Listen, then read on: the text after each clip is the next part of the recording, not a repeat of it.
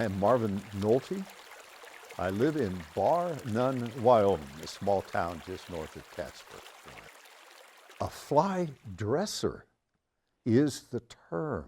It's a fancy term for someone that ties fishing flies. I'm a fisherman, and I fish with flies. I didn't always, but it's my method, preferred method now. And most people who fish with, let me start that again, some people who fish with flies like to tie their own.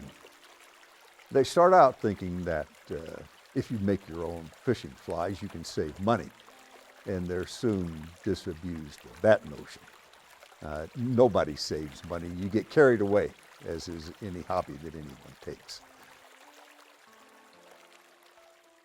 I decided that I wanted to tie flies because it's more fun to catch a fish on something you've made yourself than it is to go into the store and buy one. And that started in 1974 with a Christmas gift from my wife, who knew I liked to fish and bought me a fly tying kit. At the time, I did not fish with flies, but she didn't know that.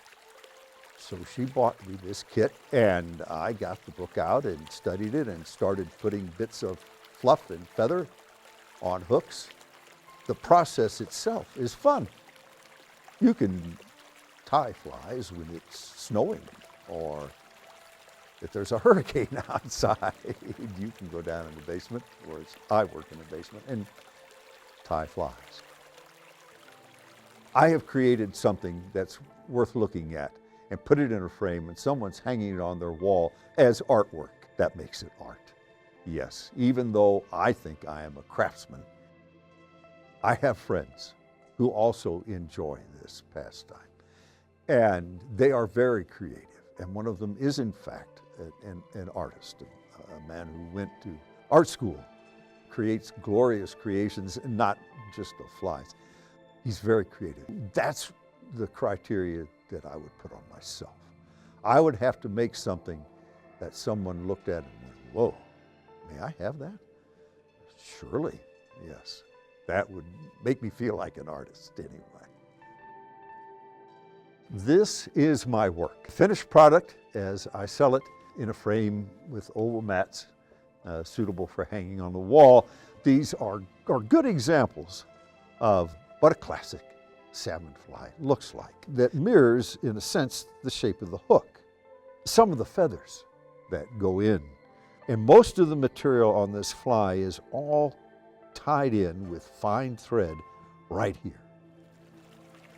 That's where the skill comes.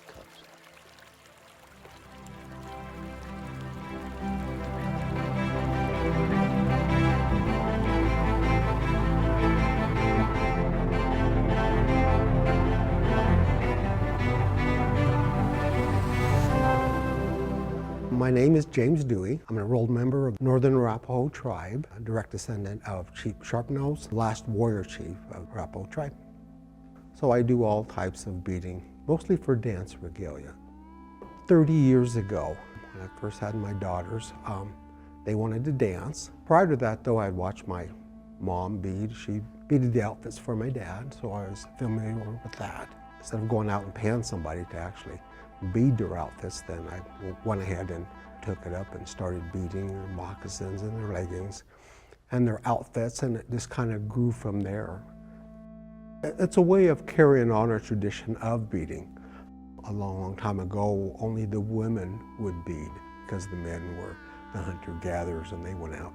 The women, made the clothes, decorated them, as well as taking care of everyone, but they were the ones that actually had their own bead societies, quill societies, to decorate all the clothing. And as it progressed more and more, then, somewhere along the line, of course, a guy, picked it up and started beading too. And for me, it's kind of relaxing, fun to put things together and see your work from the beginning to the end. Beaders from different tribes.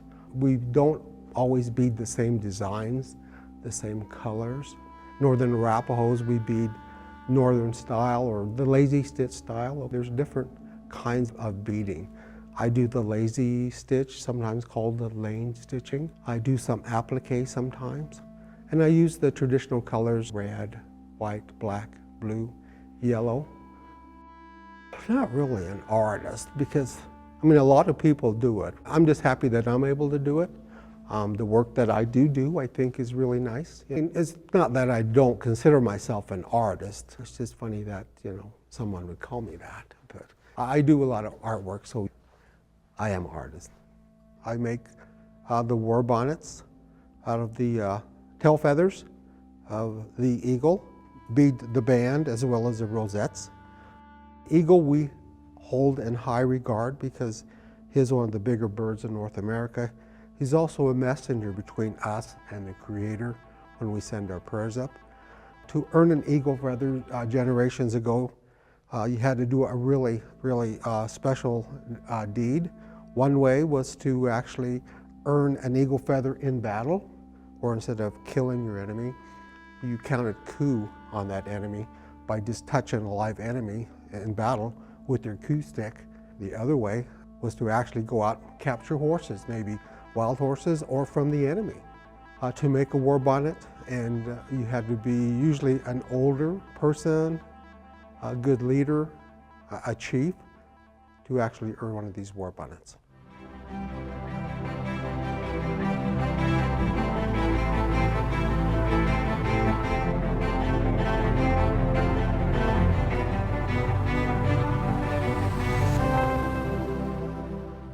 I'm Abby Einer. I'm from Casper, Wyoming, born and raised here. I think I still struggle with that. Artist mind is always, no, I'm not good enough. I fight that constantly. I think once I left an education setting and continued to pursue it and had some success, that's really when I started to feel myself becoming an artist. Just the inner critic that you have in your head. I mean, everyone's got it. Everyone always hears yourself saying that you can't do this, this isn't good enough. And I struggle with that all the time. Putting work out there into a show is always so nerve-wracking to me because I feel like I could do better, I could do more. And I know there's going to be more, better work out there, but you just have to put out what you have at the moment. And I love it to see the evolution of it. From my work from when I first started to now is really an amazing thing. I try and stop telling myself that the world shouldn't see that. The world should see you evolving as an artist. Especially in pottery terms, I think I'm very, very new, very young. I mean, pottery's been around forever. It's one of the oldest mediums and there's so much to learn, and I don't think you can't even learn everything in a lifetime. And it's still evolving today, and people are still finding new things to do with it. That's what blows my mind. There are some amazing artists out there doing just unbelievable things with clay that I couldn't even dream to be possible. One of my dreams is to not have a job, and in that sense, always be working, but working with this. I have never felt pottery to be a job. I have always felt it to be something that I enjoy. There are so many different aspects of that. I mean, to be a full-time artist, I feel it's like 3 different jobs in one. You're making your work, you're promoting your work, you're selling your work and shipping it out. Ideally, I would love to be doing that full-time and that to be my main focus. I'm not just selling a bowl or a mug. I really try and push that I'm selling myself with it. Everyone that has one of my pots has a little piece of me in their home.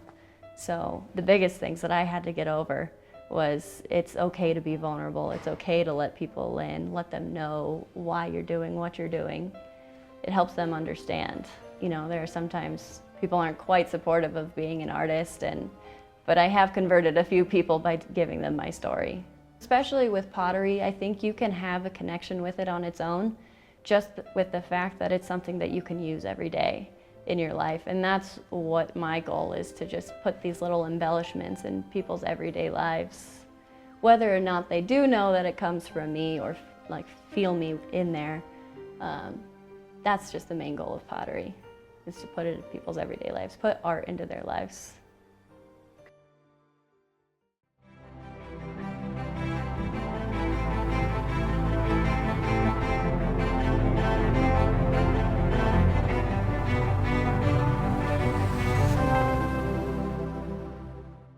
young Hi Torski, quarter fiber artist, and I live in Casper, Wyoming.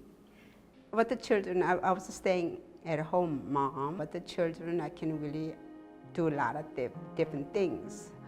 So I tie flies for the fly fishing. I got pretty bored because repetition. Money was good, but I stopped, and then I got into the quilting. Well, there is a traditional quilt. It's a very useful quilt as a bed cover, and it keep you for the warmth and comfort and coziness. Kind of like heirloom things that are last for some people keeps forever, and some people just use it. Most commonly, probably people make a quilts for the babies, weddings, graduation presents, and then that cycle just go over and over. A long time ago, women cannot be artists. So a lot of arts women did is they used their initials instead of Kathleen or KM, somebody, because of they don't accept as art. Whatever women painters or women creations in a long time ago, Victorian era. So they developed things to show that men really not like to do it about women. So they did like embroideries, cut out fabrics to create something. The art of quilting was rounded. It's never published, they never showed. Only thing they saw is in their families or their quilting bee friends, that those people who saw it. But men doesn't think there was art. But a woman was already creating all this art. A lot of times the most beautiful quilts and art quilts are done by a woman way back, Victorian era, and before then. They put in their initials on, and the men, they were selling it, and they usually her husband or somebody else to say that's what he created the art. Time period passed and everything, and the woman started making things. Nowadays, fiber art is the most fastest growing things there, and everybody. Quilting is kind of picking up, and quilting is one of the most fast-growing industry for quite a while now. Every little town, there is nothing, but there is always bars and quilt shops. These friendships that found in doing quilting that's what the most women flock to socialize. It's a social place. I didn't really want to call myself an artist. Other people give me that name. Well, I kind of accepted people call me artist, so I accept it as it is, because it seems like whatever I make and people really liked, and they say, you are such artistic and you're so talented. I really didn't really care if I became an artist or not. I just enjoy it.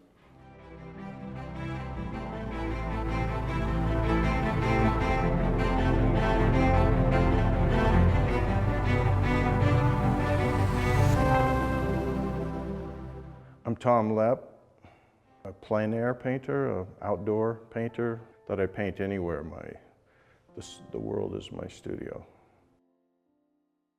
I wanted to be an animator. That was really a dream, and I never got there. But I feel my paintings move.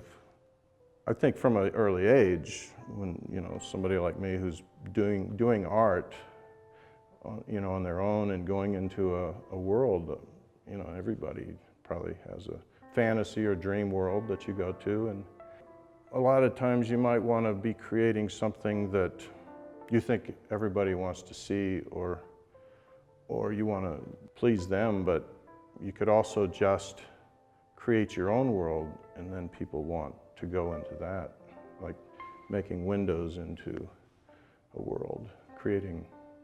My life is all these memories through what I painted. In fact, if I didn't paint something, I might not remember it.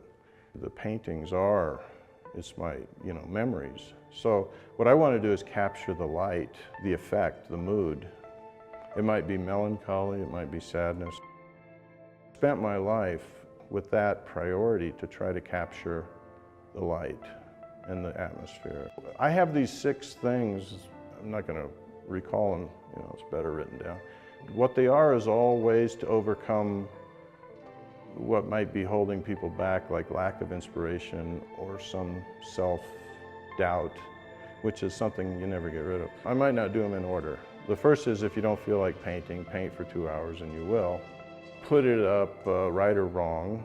Don't worry about it. If it's wrong, you can take it off, you can start over. Like, don't be afraid to make a mess and then try to control that mess. Start big abstract shapes. The next thing is you compare these shapes, the relationship of them, and you look for the transitions. It's the same way a writer might write a book, as they bring a bunch of short stories, and this starts to be detail. But you're not going into any particular shape and poking holes through it necessarily yet. You're trying to stay as abstract. You actually avoid finishing. You avoid detail, you avoid commitment. It's like a good relationship. And what you do is you create atmosphere, because you have the shape all in a very close range, and then very subtly you create detail. And because what you do is you just take the same concept of staying in abstract, and you just keep doing that smaller and smaller and smaller, like a fractal. And what do you have? A masterpiece. I don't know if that was 6. Well, there's a 6th one that, if you feel like destroying it, go ahead. Start over.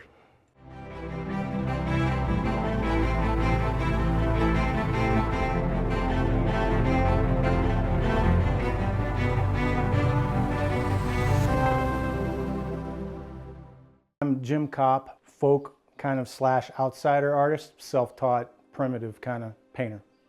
It was pretty much right after my mother passed away. I was probably in my 30s. She had chronic rheumatoid arthritis. My dad and I, taking care of her throughout the years, it was somewhat hard on us. So once she passed away, I kind of started painting out of nowhere, I guess, and it took about a year to get it figured out how I wanted to paint as a self-taught artist. This is a kind of a typical piece that I would do.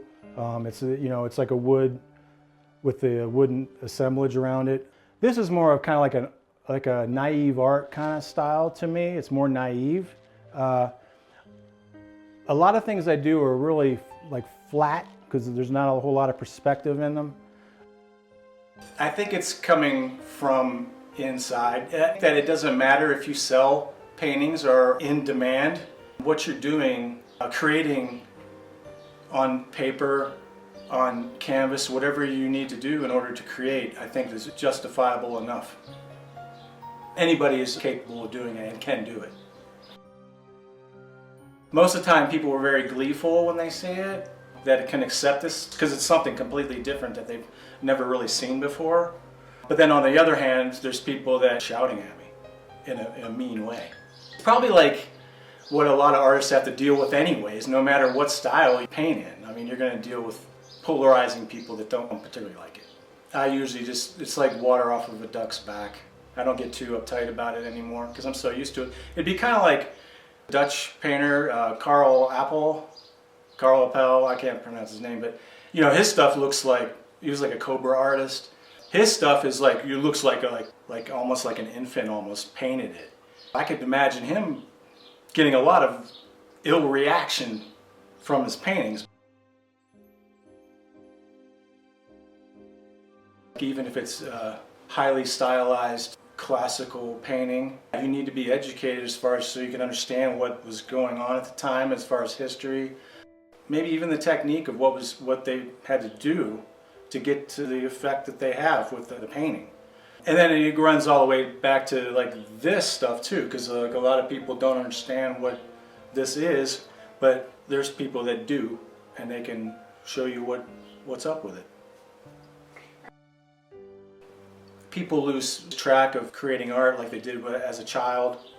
They don't have that gratification for it anymore, and then they lose sight of even creating things anymore. So I think something might have to be done as far as getting people involved in their lives to do more creating.